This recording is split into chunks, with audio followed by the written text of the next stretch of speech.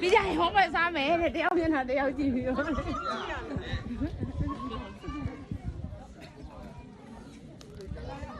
ရီတော့သန်းမျိုးလေအဲ့လိုမျိုးလေးနဲ့နည်းနည်းရှောက်တဲ့ပုံစံလေးတပုံရိုက်မယ်နော်တပီခဏလေးနော်ခဏလေးပါခင်ဗျာအဲ့ဒါညဘက်ကရှောက်ခေါင်းမလေးကိုင်ပါမကိုင်လေးရိုက်တော့ခေါင်းမလေးပေးလိုက် ခန်းကော်လေးကင်ပါဆယ်မီဆက်လာဒီမှာအလင်းရောကြည့်ရ